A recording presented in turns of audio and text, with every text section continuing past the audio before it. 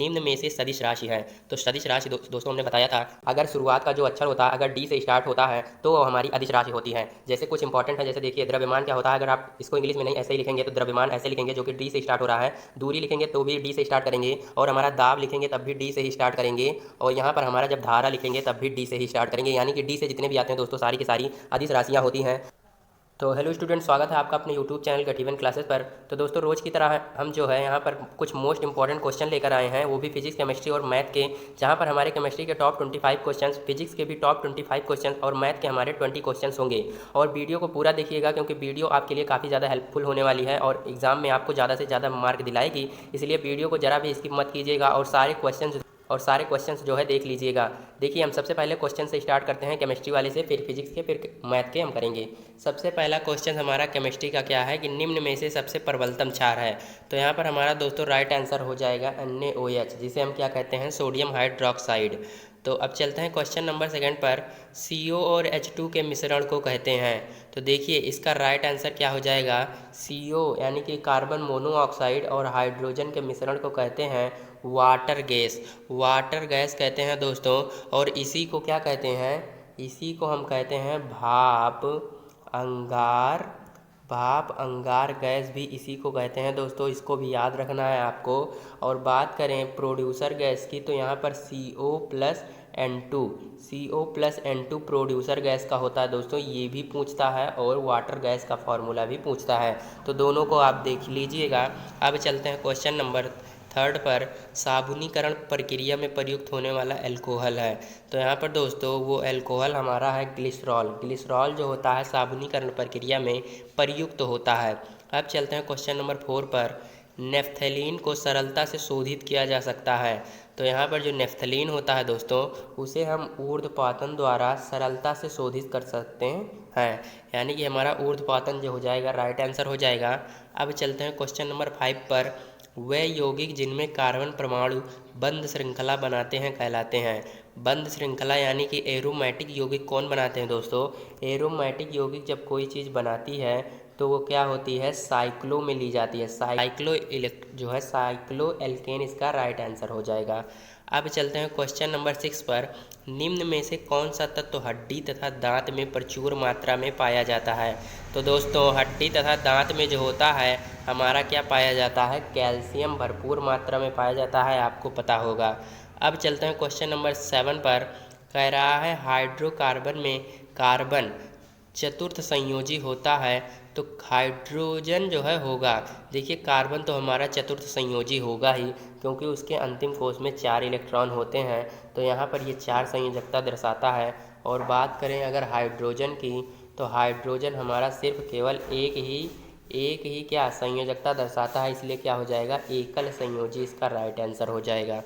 अब चलते हैं क्वेश्चन नंबर 8 पर, हरे फलों को कृत्रिम रूप से पकाने के लिए प्रयोग करते हैं। दोस्तों हरे फलों को, इसको हमने कई बार बताया है कि प्रयोग करते हैं किसका, एथिलीन का प्रयोग करते हैं, और इसका सूत्र अगर दे दे तो उसको भी याद कर लीजिए, C2H4 होता है एथिलीन का सूत्र। तो आपको ऑप्शन में कोई भी मिल सकता है, तो दोनों को ध्यान से देख कर लीजिएगा। अब चलते हैं क्वेश्चन नंबर 9 पर, निम्न में से कौन सी संक्रमण धातु है। तो दोस्तों संक्रमण धातु हमारा डी ब्लॉक के तत्वों में आता है, तो उसी को आपको बताना है कि कौन सा यहाँ पर डी ब्लॉक का तत्व है। तो यहाँ पर इसका राइट आंसर क्या हो जाएगा, स्कैंडियम हो जाएगा। स्कैंडियम हमारा संक्रमण धातु यानी कि डी ब्लॉक का तत्व कहलाता है। अब चलते हैं क्वेश्चन नंबर 10 पर। क्वेश्चन नंबर 10 क्या कह रहा है, यौगिक बैटरी उद्योगों में उपयोगी होते हैं। तो यहाँ पर दोस्तों हमारा MnO2 और जिंक और निकिल कैडमियम, और ये सभी जो है दोस्तों इसका राइट आंसर हो जाएगा, ये सभी ऑप्शन नंबर डी। अब चलते हैं क्वेश्चन नंबर 11 पर, रदरफोर्ड मॉडल व्याख्या नहीं करता है। तो दोस्तों हमारे रदरफोर्ड जो थे उन्होंने किसकी व्याख्या नहीं की थी, क्या किसी परमाणु के इलेक्ट्रॉन की संरचना की, किसी परमाणु के स्थायित्व की, या फिर ए व बी दोनों, या इनमें से कोई नहीं। तो यहाँ पर दोस्तों हमारा राइट आंसर क्या हो जाएगा, ए व बी दोनों हमारा राइट आंसर हो जाएगा, ऑप्शन नंबर सी। अब चलते हैं क्वेश्चन नंबर 12 पर, किस नियम के अनुसार द्रव्य को ना तो बनाया जा सकता है और ना ही नष्ट किया जा सकता है। तो ये तो बहुत ईजी है, द्रव्य को ना तो बनाया जा सकता है ना ही नष्ट किया जा सकता है, किसमें, द्रव्यमान संरक्षण के नियम में। द्रव्यमान संरक्षण के नियम में द्रव्य को ना तो बनाया जा सकता है और ना ही नष्ट किया जा सकता है। अब चलते हैं क्वेश्चन नंबर 13 पर। प्रोटॉन की खोज की थी, पर राइट आंसर क्या हो जाएगा? रदरफोर्ड ने प्रोटॉन की खोज की थी, इसको आपको याद कर लेना है। अब चलते हैं क्वेश्चन नंबर 14 पर। क्वेश्चन नंबर 14 क्या कह रहा है? दो परमाणुओं के बीच सहसंयोजक बंध निम्न में से किसके द्वारा बनता है? तो दोस्तों सहसंयोजक से आप याद कर सकते हैं, सहसंयोजक है तो साझेदारी हो जाएगा, सह से सह साझेदारी हो जाएगा, सह से साझेदारी यानी कि इलेक्ट्रॉनों की साझेदारी द्वारा क्या होता है? सहसंयोजक बंध बनता है, इसको आपको याद कर लेना है। अब चलते हैं क्वेश्चन नंबर 15 पर। कह रहा है दूध है, तो यहाँ पर क्या दिया ऑप्शन? जल में प्रक्षिप्त वसा, वसा में प्रक्षिप्त जल, या फिर तेल में प्रक्षिप्त जल, या फिर जल में प्रक्षिप्त तेल। तो यहाँ पर इसका राइट आंसर क्या हो जाएगा? जल में प्रक्षिप्त वसा, जल में प्रक्षिप्त वसा, इसको आपको याद कर लेना है। अब चलते हैं क्वेश्चन नंबर 16 पर। हैलाइड अयस्क का उदाहरण है। हैलाइड हमारा कौन सा दोस्तों होता है? हैलोजन तत्व का जो परिवार होता है, हैलोजन परिवार का जो तत्व होता है उसे हैलाइड कहते हैं। तो उसका अयस्क कौन सा है, इसको आपको बताना है।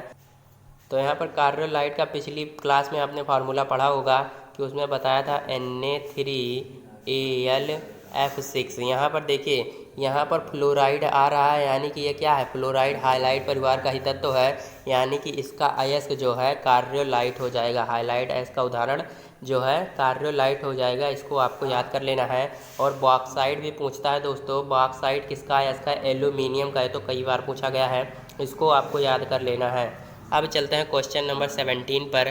परमाणु संख्या 55 वाला तत्व आवर्त सारणी के किस स्थान में है? तो दोस्तों 55 जो है वो हमारा किस तत्व का है? वो हमारा सीजियम है, और सीजियम किस में रखा गया है? एस ब्लॉक के तत्व में रखा गया है, वो भी पहले वर्ग समूह में। अगर आपने उसको पढ़ा होगा, हेलिना की रब से फरियाद, यानी कि से में क्या आता है? सीजियम, और उसका ही होता है 55। तो यहाँ पर राइट आंसर क्या हो जाएगा? एस ब्लॉक में। अब चलते हैं क्वेश्चन नंबर 18 पर। निम्न में से किस यौगिक का द्रवित अवस्था में हाइड्रोजन बंध नहीं बनता है? तो यहाँ पर इसका राइट आंसर हो जाएगा बेंजीन जो होता है उसका द्रवित अवस्था में हाइड्रोजन बंध नहीं बनता है, यानी कि ऑप्शन नंबर डी C6H6 यहाँ पर बेंजीन राइट आंसर हो जाएगा। अब चलते हैं क्वेश्चन नंबर 19 पर। एल्कोहल तथा अम्ल के बीच क्रिया कहलाती है। तो यहाँ पर एल्कोहल तथा अम्ल के बीच की क्रिया एस्टरीकरण कहलाती है। एस्टरीकरण यहाँ पर राइट आंसर हो जाएगा। अब चलते हैं क्वेश्चन नंबर 20 पर। विरंजक चूर्ण का विरंजक गुण किसके मुक्त होने के कारण होता है? तो यहाँ पर इसका राइट आंसर हो जाएगा नवजात ऑक्सीजन। यहाँ पर नवजात ऑक्सीजन, यानी कि ऑप्शन नंबर सी यहाँ पर राइट आंसर हो जाएगा। अब चलते हैं क्वेश्चन नंबर 21। अम्ल तथा क्षार की परस्पर अभिक्रिया को कहते हैं। तो यहाँ पर अम्ल तथा क्षार के, इसको आपको पता होना चाहिए, अम्ल और क्षार को जब मिलाते हैं तो हमारा लवण बनता है। और यहाँ पर ये कौन सी अभिक्रिया होती है? ये हमारी उदासीनीकरण अभिक्रिया होती है, इसको भी आपको याद कर लेना है। तो दोनों इम्पॉर्टेंट हैं, दोनों को देख लीजिएगा। अब चलते हैं क्वेश्चन नंबर 22 पर। निम्न में से कौन सा तत्व एक धातु है? यहाँ पर देखिए, सारे पिछली वीडियो में जो थे हमने पूछा था कि कौन सा उसमें से तत्व था, और यहाँ पर कौन सा तत्व एक धातु है ये बताना है। क्या नाइट्रोजन है, या ऑक्सीजन, या सल्फर, या फिर सोडियम? तो इसका राइट आंसर क्या हो जाएगा दोस्तों? हमारा सोडियम जो होता है एक धातु कहलाता है, एस ब्लॉक में ये रखा गया है। अब चलते हैं क्वेश्चन नंबर 23 पर। सल्फर डाइऑक्साइड क्लोरीन से अभिक्रिया करके बनाती है। सबसे इजी है दोस्तों, सिर्फ आपको फार्मूला पता होना चाहिए। सल्फर डाइऑक्साइड का क्या होता है? SO2, और क्लोरीन को हम लिखते हैं Cl2 से, और जब इसकी क्रिया होती है तो यही बना लेती है SO2 Cl2। SO2 Cl2 कुछ नहीं बदलता है। आंसर नंबर क्या हो जाएगा? बी यहाँ पर करेक्ट हो जाएगा। बहुत इजी था, आशा करता हूँ आपको समझ में आ गया होगा। अब चलते हैं क्वेश्चन नंबर 24 पर। अमोनिया को शुष्क करने के लिए प्रयुक्त करते हैं। तो दोस्तों अमोनिया जो होती है उसको शुष्क करने के लिए हम कैल्शियम हाइड्रोक्साइड का प्रयोग करते हैं, जिसे क्या कहते हैं? CaOH का होल्टा, इसका हो जाएगा बुझा चूना।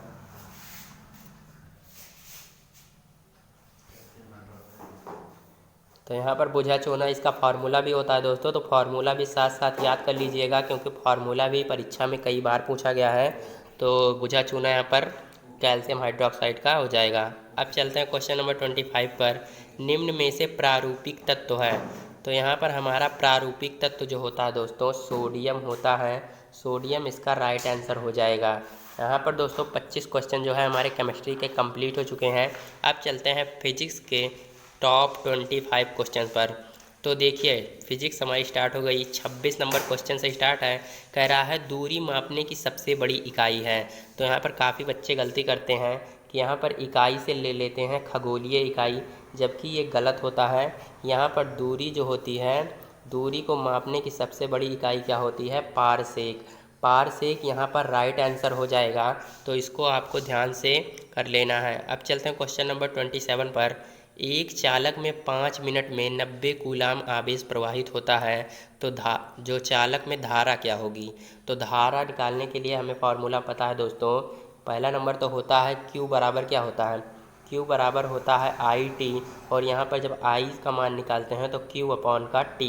यहाँ पर Q यानी कि आवेश का मान दिया है 90 कूलाम और समय हमारा कितना है? 5 मिनट, जिसे हम सेकंड में कन्वर्ट करेंगे तो क्या हो जाएगा? 5 × 60। तो यहाँ पर 0 से 0 कट गया, 3 त्रिक्का 9 हो गया और 3 दूनी 6, यानी कि 3 बटे हो गया 10। और इसको जब भाग करेंगे तो 0.3 आ जाएगा। 0.3 एम्पियर, यानी कि राइट आंसर क्या हो जाएगा? Option number C. आशा करता हूँ आपको समझ में आ गया होगा। अब चलते हैं क्वेश्चन नंबर 28 पर। निम्न में से सदिश राशि है। तो सदिश राशि दोस्तों हमने बताया था, अगर शुरुआत का जो अक्षर होता है अगर डी से स्टार्ट होता है तो वो हमारी अदिश राशि होती है।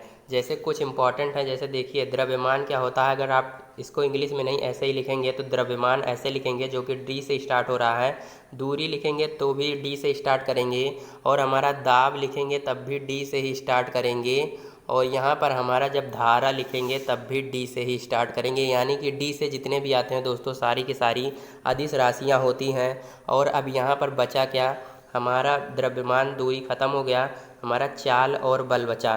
तो हम जानते हैं कि वेग जो होता है वो सदिश राशि होती है, और जबकि चाल क्या होती है? हमारी अदिश राशि होती है। तो यहाँ पर बचा क्या? हमारा बल। बल यानी कि F, हम जो F वेक्टर लिखते हैं तो बल हमारा क्या हो जाएगा? राइट आंसर हो जाएगा। यही हमारी सदिश राशि है। तो आशा करता हूँ आपको समझ में आ गया होगा। अब चलते हैं क्वेश्चन नंबर 29 पर। निम्न में से दूरी का मात्रक नहीं है। तो यहाँ पर दूरी का मात्रक कौन सा नहीं है दोस्तों? ऑप्शन दिया है फर्मी है, या फिर एंगस्ट्रॉम, या फिर माइक्रोन, या फिर स्टेरेडियन। तो यहाँ पर इसका राइट आंसर क्या हो जाएगा दोस्तों? फर्मी जो है वो भी हमारा दूरी का मात्रक है, एंगस्ट्रॉम भी और माइक्रोन भी। देखिए फर्मी क्या होती है? 10⁻⁻15 मीटर होती है, 10⁻⁻15, और एंगस्ट्रॉम 10⁻⁻10 मीटर, और हमारा माइक्रोन जो होता है 10⁻⁻6 मीटर। लेकिन स्टेरेडियन क्या होता है? स्टेरेडियन दूरी का मात्रक नहीं होता है, यानी कि राइट आंसर डी ऑप्शन हो जाएगा। अब चलते हैं क्वेश्चन नंबर 30 पर। पृथ्वी पर वायुमंडल होने का कारण है। तो दोस्तों पृथ्वी पर जो वायुमंडल होता है वो हमारा कारण है गुरुत्व का।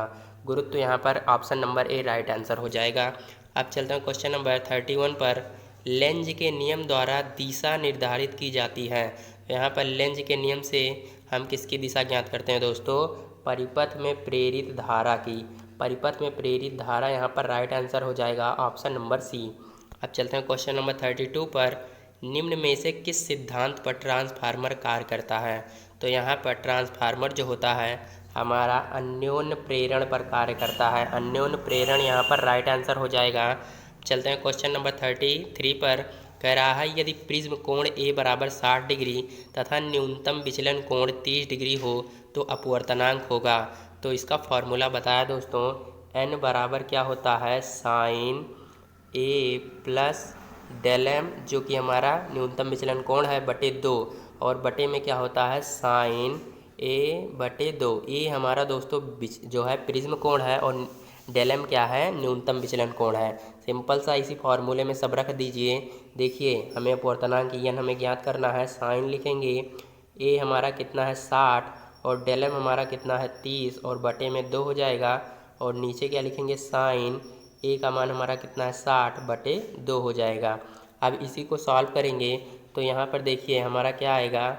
साइन यहाँ पर 90 बटे 2 हो जाएगा, और इधर साइन 30 हो जाएगा। तो इसको काटेंगे दोस्तों तो 45, यानी कि साइन 45 बटे साइन 30। देखिए यन बराबर क्या है, साइन 45 और बटे में साइन 30। तो यहाँ पर साइन 45 क्या हो जाएगा, 1/√2 और साइन 30 क्या हो जाएगा, 1/2। इसको ऊपर भेजेंगे तो यहाँ पर क्या हो जाएगा, यन बराबर 2/√2 और 2 को हम लिख सकते हैं √2 × √2 और बटे में √2 है ही। इसको काट देंगे, बचेगा क्या, √2, यानी कि अपवर्तनांक का मान क्या निकल गया, √2। यहाँ पर राइट आंसर हो जाएगा ऑप्शन नंबर ए। तो अब चलते हैं, देखिए फार्मूला याद कर लीजिए क्योंकि ये वाला फार्मूला बहुत ही इंपॉर्टेंट है। ऐसे क्वेश्चन परीक्षा में आपको ज़रूर मिलेंगे। अब चलते हैं क्वेश्चन नंबर 34 पर। हीरे में प्रकाश की चाल जो है यहाँ पर दिया गया है इतना किलोमीटर प्रति सेकंड है, तो अपवर्तनांक का मान क्या होगा, जबकि वायु में प्रकाश का वेग कितना दिया है, 3 × 10⁸ मीटर प्रति सेकंड। तो अपवर्तनांक याद करने के लिए हम जानते हैं दोस्तों, अपवर्तनांक अगर हमें याद करना है तो हम क्या करते हैं, वायु में प्रकाश की चाल और बटे में क्या करते हैं, वायु में प्रकाश की चाल बटे माध्यम में प्रकाश की चाल। तो यहाँ पर देखिए माध्यम में प्रकाश की चाल हो जाएगा। तो यहाँ पर वायु में प्रकाश की चाल कितना है, 3 × 10⁸ और नीचे क्या हो जाएगा 12 और यहाँ पर 3 0, 3 0। तो यहाँ पर इसी को भाग कर देंगे दोस्तों। जब इसको टोटल भाग कर देंगे तो हमारा राइट आंसर जो होगा 2.48 निकल के आएगा। इसको कर लीजिएगा। तो अब चलते हैं क्वेश्चन नंबर 35 पर। एक प्रतिरोध पर 10 वोल्ट का विभवांतर लगाने पर 0.02 एम्पीयर की धारा प्रवाहित होती है, तो प्रतिरोधक का प्रतिरोध क्या होगा, यानी कि आर का मान पूछ रहा है। तो हम ओम के नियम से जानते हैं, क्या जानते हैं, V बराबर हमारा क्या होता है, IR। तो यहाँ पर हमें R का मान निकालना है, तो V/I कर देंगे। तो V का मान हमारा 10 वोल्ट दिया है और I का मान हमें 0.02 एम्पियर। यहाँ से दशमलव हटाएंगे तो इधर डबल 0 बढ़ेगा, 2 से काट दीजिए, आ जाएगा 500। तो यहाँ पर प्रतिरोध का मात्रक क्या होता है, ओम, और यहाँ पर 500 ओम हो जाएगा। 500 ओम इसका राइट आंसर हो जाएगा दोस्तों। प्रतिरोध का मात्रक क्या होता है, देखिए प्रतिरोध का मात्रक होता है ओम। और यहाँ पर अगर विशिष्ट प्रतिरोध की बात करें, विशिष्ट प्रतिरोध को किससे डिनोट करते हैं दोस्तों, हमारा रो से डिनोट करते हैं। इसका मात्रक पूछेगा तो मोह होता है, इसी का उल्टा मोह। यहाँ पर इसको भी आप देख लीजिएगा। अब चलते हैं क्वेश्चन नंबर 36 पर। किस कारण बांध को नीचे चौड़ा बनाया जाता है। तो देखिए इसका क्वेश्चन जो है एक बार पहले भी कराया था, लेकिन इसमें जो है कुछ घुमा के दिया है। तो यहाँ पर इसका देखिए राइट आंसर क्या हो जाएगा, यहाँ पर गहराई के साथ जो होता है जल का दाब बढ़ता है, यानी कि ऑप्शन नंबर सी यहाँ पर राइट हो जाएगा। जब गहराई के साथ जल का दाब बढ़ेगा तो बांध जो होता है टूट जाता है, उसकी आशंका रहती है, इसलिए वहाँ पर नीचे क्या होता है, चौड़ा बनाया जाता है। अब चलते हैं क्वेश्चन नंबर 37 पर। यदि वस्तु का द्रव्यमान 2 गुना कर दिया जाता है तो उसकी जो है गतिज ऊर्जा क्या होगी। तो देखिए गतिज ऊर्जा जो होती है हमारी 12 mv² होती है। और यहाँ पर द्रव्यमान से संबंध पूछा है, मतलब देखिए अगर पूछ रहा है वस्तु का द्रव्यमान 2 गुना कर दिया जाए तो गतिज ऊर्जा, यानी कि गतिज ऊर्जा और द्रव्यमान सिर्फ ले लीजिए और इन सबको छोड़ दीजिए, यानी कि के बराबर क्या है, यम ही है। अगर द्रव्यमान 2 गुना करेंगे दोस्तों तो हमारी गतिज ऊर्जा भी क्या हो जाएगी, 2 गुना ही हो जाएगी, यानी कि राइट आंसर क्या हो जाएगा, ऑप्शन नंबर बी। तो यहाँ पर ऐसे क्वेश्चंस आपको कर लेने हैं आसानी से। और देखिए इसी पर एक और क्वेश्चन पूछता है, शायद नीचे हो, ये देखिए ये वाले में है। यदि किसी पिंड की गतिज ऊर्जा 4 गुनी कर दी जाए तो उसका संवेग, यहाँ पर हमने क्या बताया था, के बराबर होता है 12 mv² के।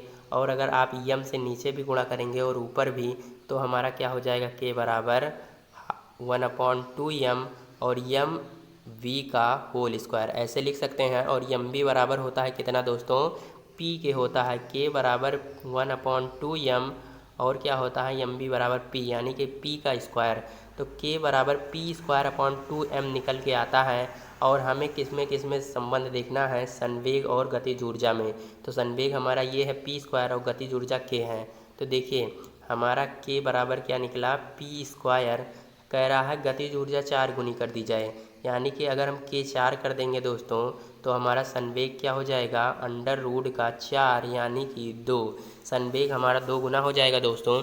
यानी कहने का मतलब ये है, अगर गतिज ऊर्जा 4 गुनी हुई तो संवेग 2 हो जाएगा, गतिज ऊर्जा 9 गुनी हुई तो संवेग 3 हो जाएगा। यानी कि आपको इस संख्या का अंडर रूट कर देना है। अंडर रूट जैसे ही करेंगे तुरंत मान निकल के आ जाएगा।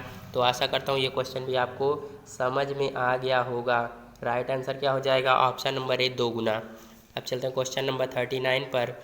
जब वस्तु ठीक जो है फिसलने की स्थिति में होती है तो घर्षण बल के अधिकतम मान को कहते हैं।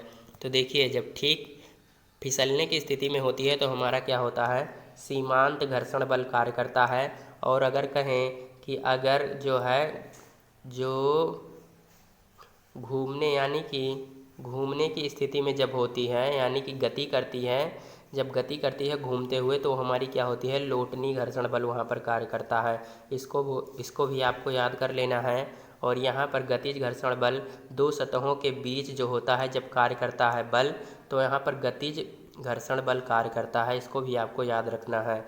तो यहाँ पर राइट आंसर हमारा सीमांत घर्षण बल हो जाएगा। ये वाला ज़्यादा इम्पोर्टेंट है, सीमांत घर्षण बल, इसको आपको याद कर लेना है।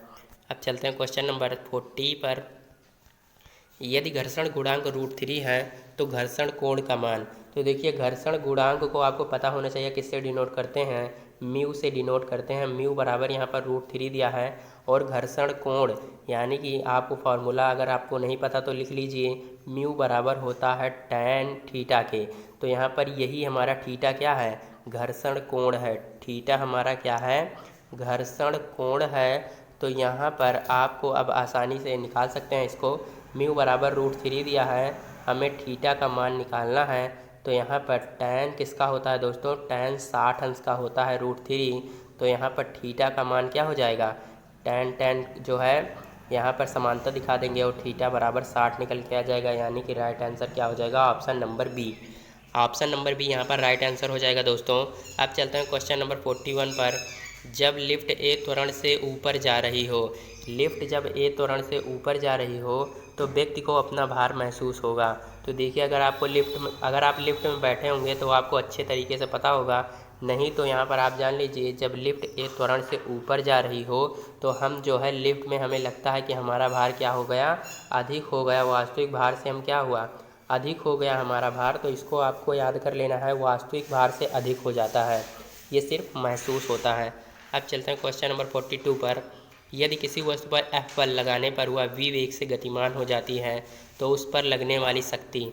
तो देखिए, शक्ति जो होती है, अगर यह बल लगाने पर v वेग से गतिमान हो गई तो हमारा वही शक्ति हो जाएगा। यानी कि P बराबर F × V हो जाएगा। यानी कि राइट आंसर ऑप्शन नंबर ए। अब चलते हैं क्वेश्चन नंबर 43 पर। Capital G upon small g। देखिए, सबसे इम्पोर्टेंट क्वेश्चन है, capital G upon small g का मान कितना होता है। तो देखिए, इसका राइट आंसर बता दें। यहाँ पर इसका राइट आंसर होता है 6.8 × 10⁻⁻12। अगर आप करेंगे, कैपिटल G का मान क्या होता है, गुरुत्वाकर्षण नियतांक का 6.67 × 10⁻11। और यहाँ पर स्मॉल g का मान 9.8 होता है। और अगर आप 9 पॉइंट ना रखकर अगर 10 रख देंगे तो क्या हो जाएगा, मान लीजिए 10 रख दिया हमने, तो यहाँ पर 6.67 इंटू ये ऊपर जाएगा तो 10 की घात इसकी माइनस में हो जाएगी, यानी कि ऊपर जाकर जुड़ जाएगा 10 की घात -12। तो यहाँ पर 6.67 × 10⁻12 को क्या लिख सकते हैं दोस्तों, 6.8 × 10⁻12। तो आप इससे भी कर सकते हैं। देखिए, आसान हो गया। अब चलते हैं दोस्तों क्वेश्चन नंबर 44 पर। गुरुत्वाकर्षण नियतांक G का मान निर्भर करता है। देखिए, पिछली वीडियो में बताया था कि किसी पर भी निर्भर नहीं करता है गुरुत्वाकर्षण जो है नियतांक का मान, लेकिन इस ऑप्शन में एक पर निर्भर करता है दोस्तों। कौन सा है दोस्तों, केवल मात्रक पद्धति पर, या फिर केवल द्रव्यमान के बीच के माध्यम पर, या ए व बी दोनों, लेकिन और डी ऑप्शन क्या है, इनमें से कोई नहीं। तो यहाँ पर इसका राइट आंसर हो जाएगा दोस्तों हमारा केवल मात्रक पद्धति पर निर्भर करता है।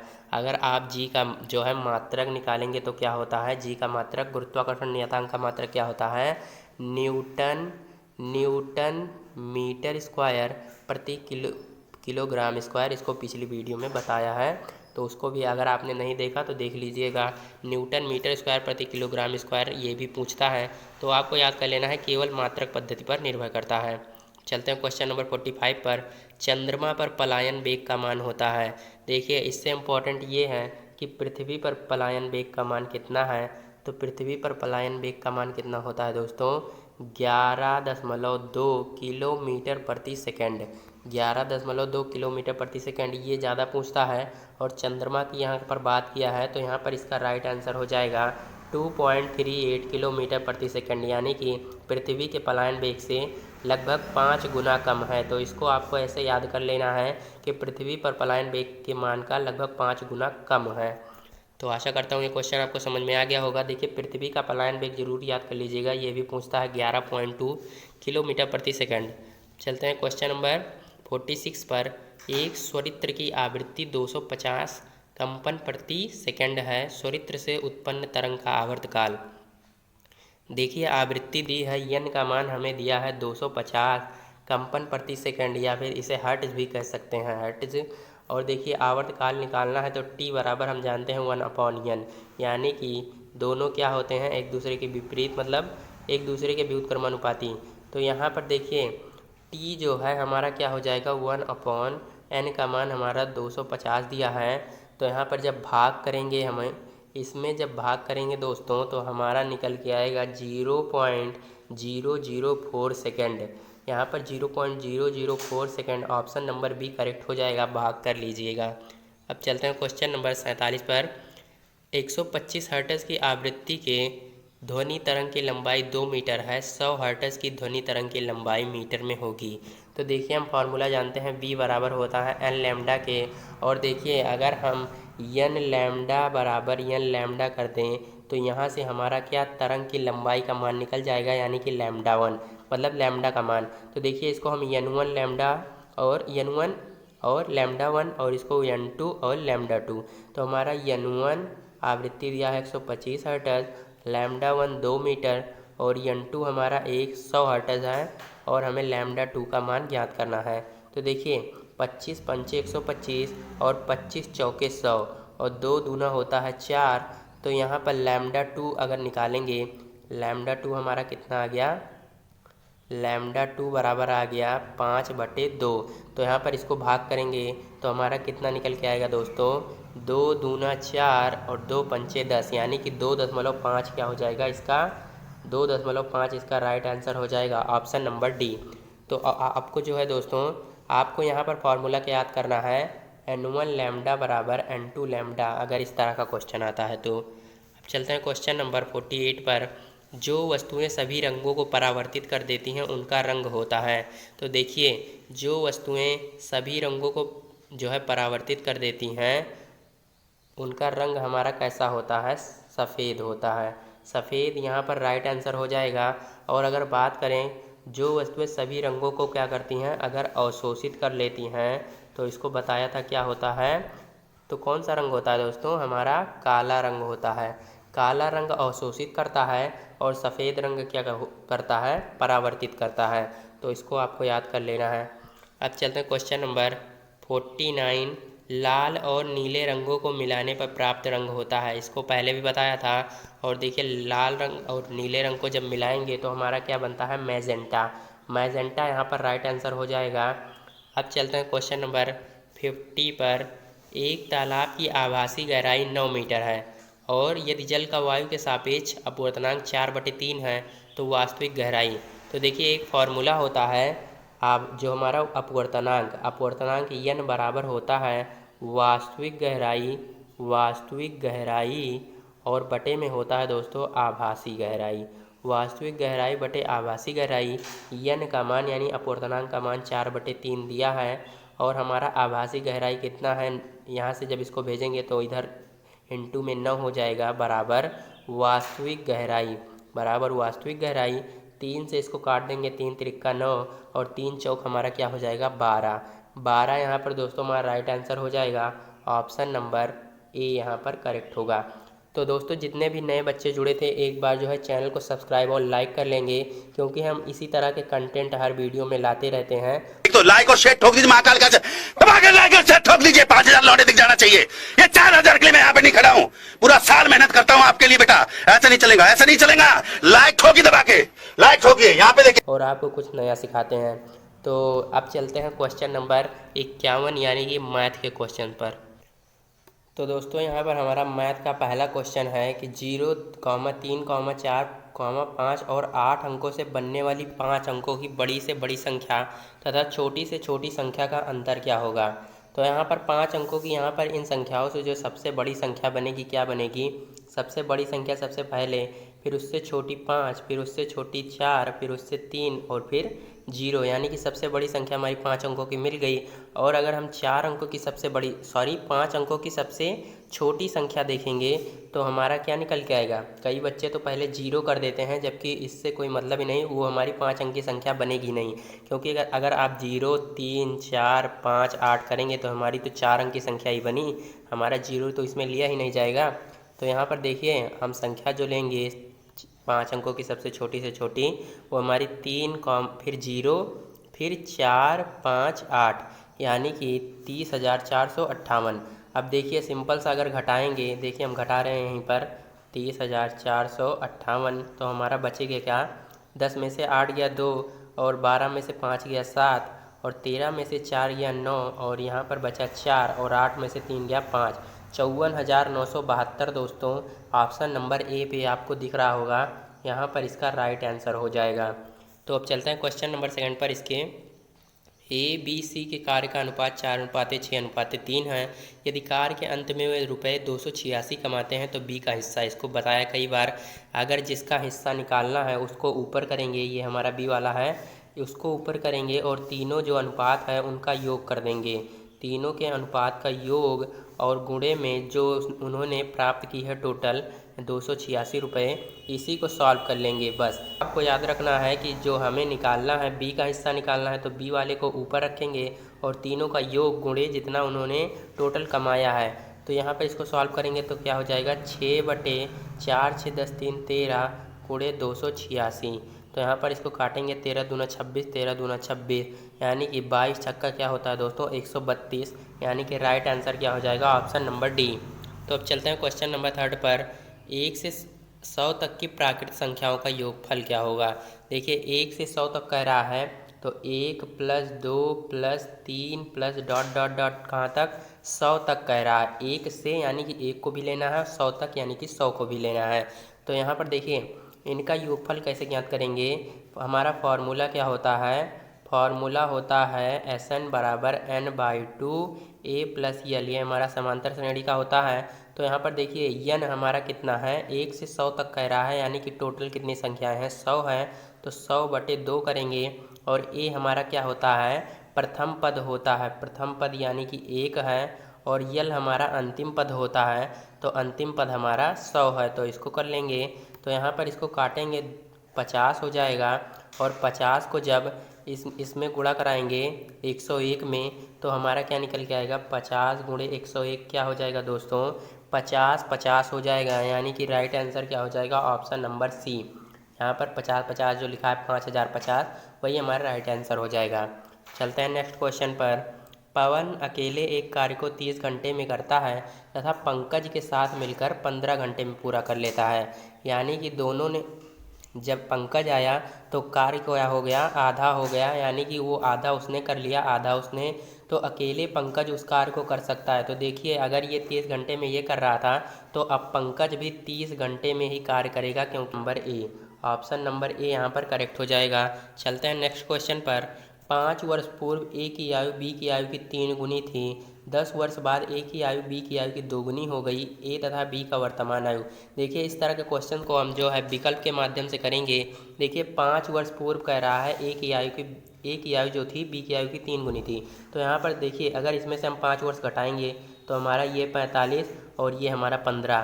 तो देखिए क्या कह रहा है, ए की आयु बी की आयु की 3 गुनी थी, यानी कि देखिए 15 का 3 गुना 45 यहाँ पर फॉलो कर रहा है। और देखिए 10 वर्ष बाद कह रहा है, 10 वर्ष बाद, यानी कि अगर हम इसमें 10 जोड़ दें इसमें, यहाँ पर जब 10 जोड़ देंगे तो हमारा 60 हो जाएगा और 20 में 10 जोड़ेंगे तो 30 हो जाएगा। 10 वर्ष बाद ए की आयु बी की आयु बी की आयु की 2 गुनी रह जाएगी। यानी कि देखिए 30 दूना 60 होता है, यानी कि इन दोनों का जो यहाँ पर जो है लिखा है वो फॉलो कर रहा है, तो यही हमारा राइट आंसर हो जाएगा ऑप्शन नंबर ए। ऑप्शन नंबर ए यहाँ पर करेक्ट हो जाएगा। अगर आप दूसरे पर लगाएंगे तो वहाँ पर ऐसे नहीं फॉलो होगा, करके देख लीजिएगा चाहे तो ऑप्शन में ये करेंगे ऐसे ही। और पॉलिटेक्निक 2005 में पूछा गया प्रश्न भी है। देखिए नेक्स्ट क्वेश्चन क्या कह रहा है, लॉग बी और 1 की पावर बी का मान होगा। तो देखिए यहाँ पर लॉग क्या बन रहा है, लॉग यम की पावर एन बन रहा है, यम की पावर एन के फॉर्म में तो बन रहा है, यानी कि क्या 1 की पावर बी। तो लॉग एम की पावर एन का क्या होता है, एन लॉग एम, यानी कि घात आगे आ जाती है, तो हमने घात आगे कर दिया और log 1 हो गया। हम जानते हैं log 1 का मान क्या होता है, 0 होता है, और 0 से जब इसमें गुणा कराएंगे b में तो तब भी 0 हो जाएगा, यानी कि राइट आंसर क्या हो जाएगा, ऑप्शन नंबर ए। तो आशा करता हूँ ये भी आपको समझ में आ गया होगा। नेक्स्ट क्वेश्चन पर चलते हैं। x बराबर √2 प्लस √2, इस तरह के क्वेश्चन को कैसे करते हैं दोस्तों, ट्रिक बताई थी एक बार, जो बच्चे नए हैं उसको देख लेंगे। जैसे √2 प्लस डॉट डॉट डॉट कहाँ तक, इनफाइनाइट तक दिया हो, अगर प्लस है तो देखिए प्लस के लिए बता रहे हैं, तो प्लस में क्या करते हैं, इसको इस प्रकार तोड़ते हैं कि इन संख्याओं का अंतर क्या हो, तोड़ने पर 1 हो। तो हमने 2 एकम 2 कर दिया, तो देखिए 2 में से 1 घटाएंगे 1 हो जाएगा, यानी कि अंतर 1 आ रहा है। इसी प्रकार तोड़ते हैं। जैसे 12 है दोस्तों, उसको कैसे तोड़ेंगे, 4 और 3, तो यहाँ पर अंतर क्या आ रहा है, 1 आ रहा है, यानी कि ये भी हम इसको इस प्रकार तोड़ सकते हैं। तो हमें अंतर सिर्फ 1 लाना है, इसको ध्यान में कर। तो देखिए अब अंतर 1 आ गया। तो अगर प्लस है दोस्तों तो बड़ी वाली संख्या ले लेते हैं, क्या बड़ी वाली संख्या, और यहीं पर अगर माइनस होता है इस जगह तो यहाँ पर क्या हो जाता, 1 इसको लेते, प्लस होगा तो बड़ी संख्या और माइनस होगा तो छोटी संख्या, इसको आपको याद कर लेना है। तो देखिए यहाँ पर प्लस था, यानी कि 2 हमारा क्या हो जाएगा करेक्ट आंसर, यानी कि ऑप्शन नंबर बी यहाँ पर करेक्ट हो जाएगा। तो यहाँ पर जो भी बच्चे नए थे उनको लगता है ट्रिक समझ में आ गई होगी। देखिए नेक्स्ट क्वेश्चन क्या कह रहा है, वह समीकरण जिसके मूल 5 व 3 हैं होगी। देखिए समीकरण बताना है, अगर मूल जो हमारे 5 व 3 दिया है, देखिए इस तरह के क्वेश्चन भी एक फिक्स दिया है, परीक्षा में आएगा ज़रूर। देखिए क्या होता है फॉर्मूला, x² माइनस मूलों का योग, यानी कि अल्फ़ा प्लस बीटा, और क्या होता है प्लस का अल्फ़ा इंटू बीटा बराबर 0, यही हमारा समीकरण होता है। तो मूल हमारा दिया है 5 व 3, तो मूलों का योग क्या हो जाएगा, मूलों का योग हो जाएगा 5 प्लस 3 यानी कि 8, और यहाँ पर x भी होता है तो हमारा 8x, और प्लस का अल्फ़ा इंटू बीटा यानी कि मूलों का गुणनफल, तो हमारा मूल और 5 और 3 है तो इसका गुणनफल क्या हो जाएगा 15 बराबर 0। यानी कि इतना सिंपल था, x² माइनस 8x प्लस 15 क्या हो जाएगा, इसका right answer option number a. आशा करता हूँ ये क्वेश्चन भी आपको समझ में आ गया होगा। चलते हैं नेक्स्ट क्वेश्चन पर। यदि समीकरण 3x² इतना दिया है तो मूलों का योग उसके मूलों के गुणनफल के बराबर है, तो के बराबर है। तो देखिए मूलों का योग कह रहा है मूलों के गुणनफल के बराबर है, तो मूलों का योग क्या होता है, अल्फ़ा प्लस बीटा हमारा क्या है, माइनस का b/a होता है, तो हमारा b a काम कर रहा है, तो माइनस का 2, और यहाँ पर एक माइनस है भी दोस्तों, यानी कि माइनस माइनस प्लस ही हो जाएगा, 2k + 1, और बटे में क्या होता है अपॉन का a हमारा 3 है, तो यहाँ पर ये हो गया। और कह रहा है अल्फ़ा इंटू बीटा जो है वो योग के बराबर है। तो देखिए अल्फ़ा इंटू बीटा का फार्मूला हम जानते हैं क्या होता है, c/a, तो c/ यहाँ पर क्या हो जाएगा, c/a माइनस का k + 5 और बटे a हमारा 3 है। तो देखिए यही दोनों बराबर हैं, तो यही दोनों बराबर कर देना है और हमारा आंसर निकल के आ जाएगा।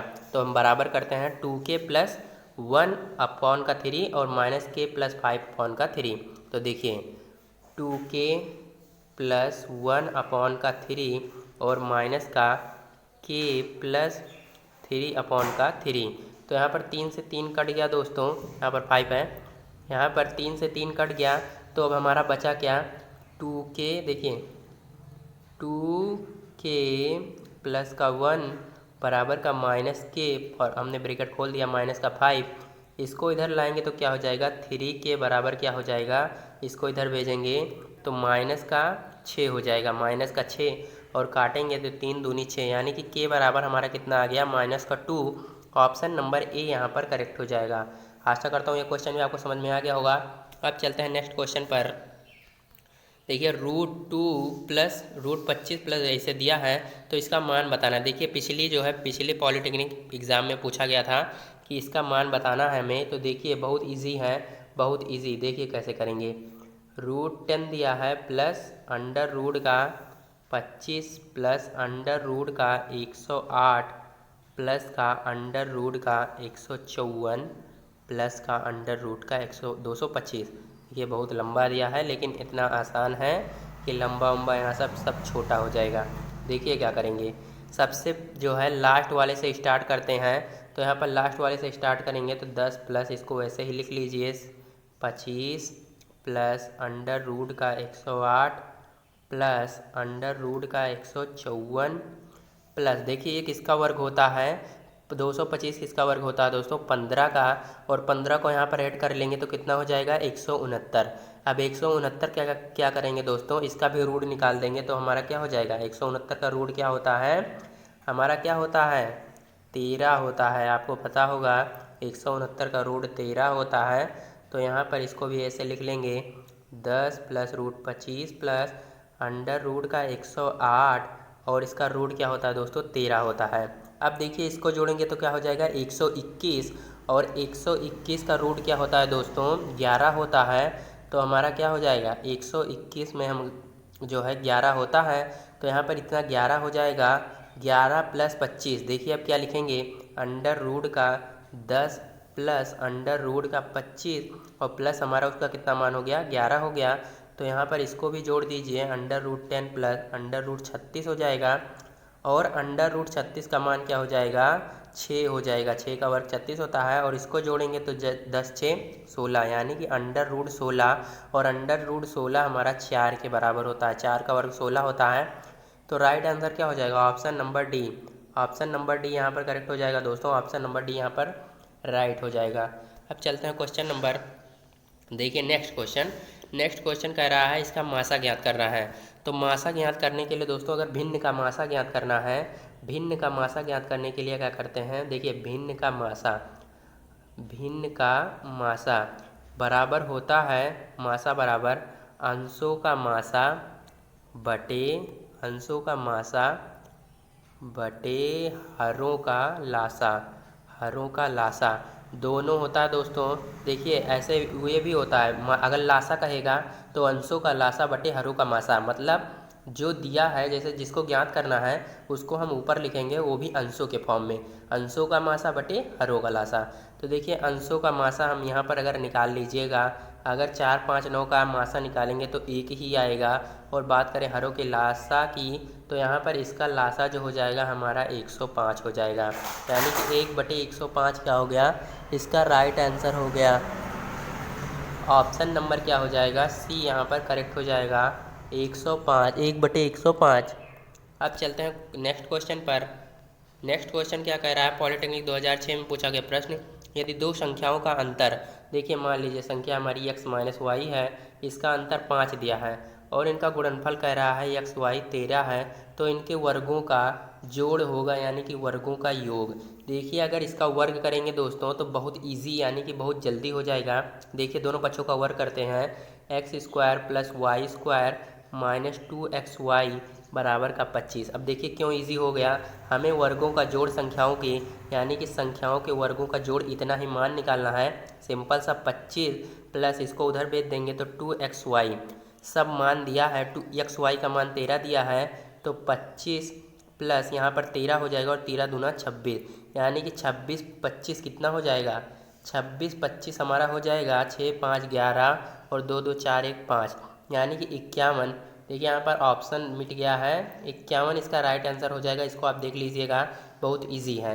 अब चलते हैं क्वेश्चन नंबर नेक्स्ट क्वेश्चन पर। ए तथा बी विषम सममित आव्यूह हैं तो ए प्लस बी होगा।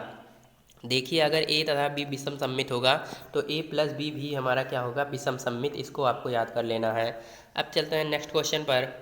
10 मीटर जो है लंबे, 6 मीटर चौड़े तथा 4 मीटर ऊंचे कमरे में रखी जा सकने वाली छड़ की अधिकतम लंबाई।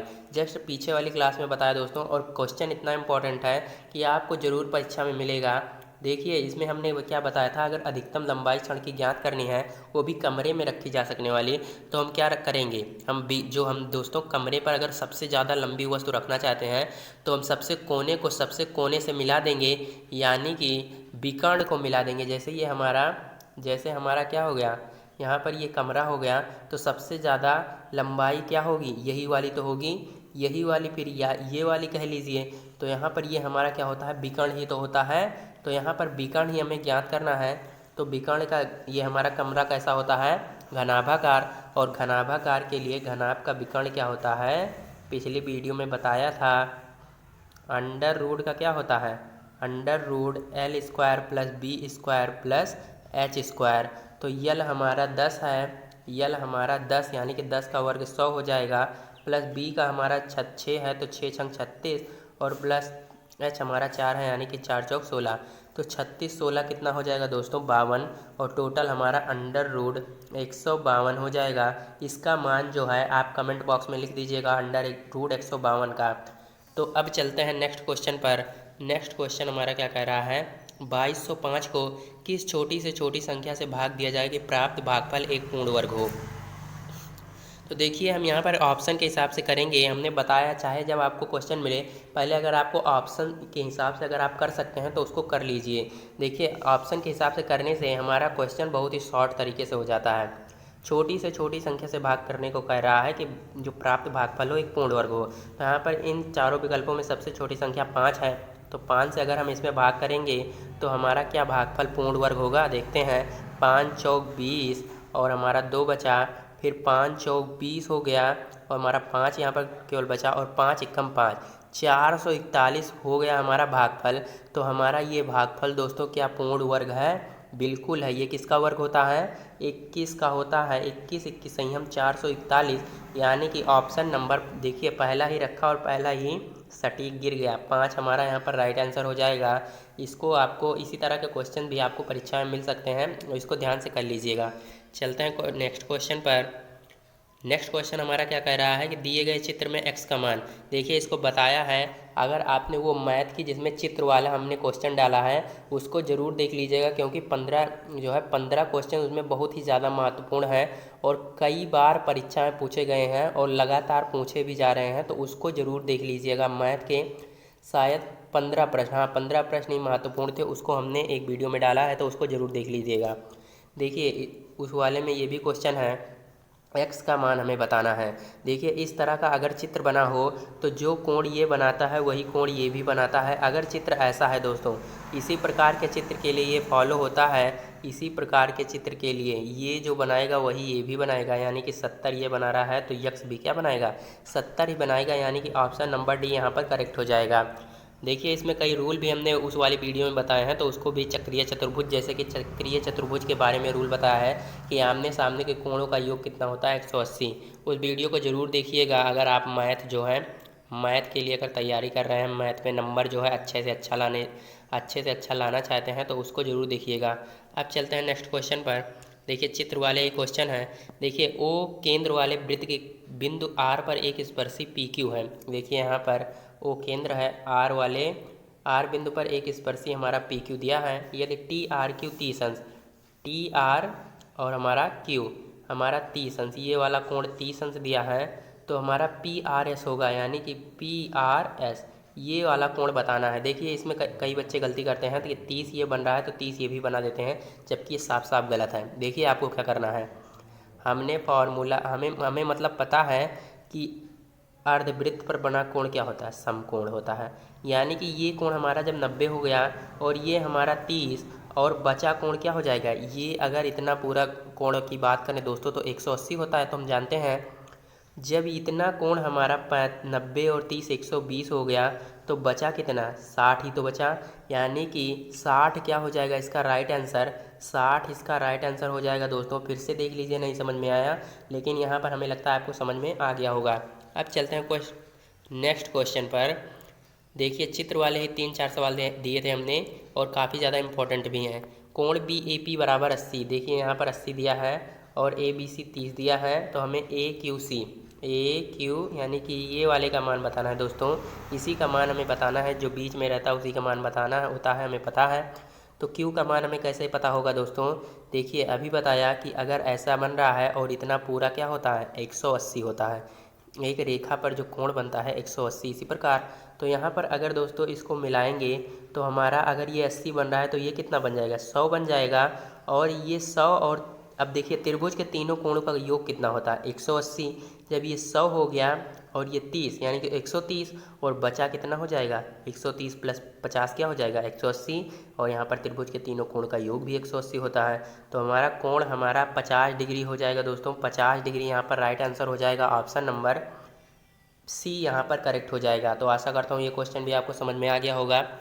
अब चलते हैं नेक्स्ट क्वेश्चन पर। देखिए यहाँ पर ये भी क्वेश्चन इंपॉर्टेंट है। दिए गए चित्र में x का मान होगा। देखिए जो सबसे पहला क्वेश्चन करा है चित्र वाला, अगर ऐसा चित्र बन रहा है तो क्या बताया, जो कोण ये बनाएगा वही कोण ये भी बनाएगा, यानी कि ये हमारा 80 हो गया। ये 80 हो गया। अब हम त्रिभुज के तीनों कोणों का योग जानते हैं 180 होता है, तो ये 80 और ये 40 कितना हो गया 80 40 120। और ये यक्स का मान हमसे पूछ रहा है, तो बचा कोण क्या हो जाएगा 60 डिग्री। 60 डिग्री यहाँ पर राइट आंसर हो जाएगा दोस्तों। आशा करता हूँ ये क्वेश्चन भी आपको समझ में आ गया होगा। अब चलते हैं यहाँ पर लास्ट क्वेश्चन पर दोस्तों। लास्ट क्वेश्चन तो हमने करवा ही दिया यहाँ पर, यानी कि दोस्तों हमारे जो है 70 क्वेश्चन कंप्लीट हो चुके हैं। एक बार जितने भी बच्चे जुड़े थे एक बार सभी लोग लाइक और चैनल को सब्सक्राइब कर लेंगे। और इसी तरह दोस्तों मिलते हैं नेक्स्ट वीडियो में, तब तक के लिए जय हिंद, वंदे मातरम।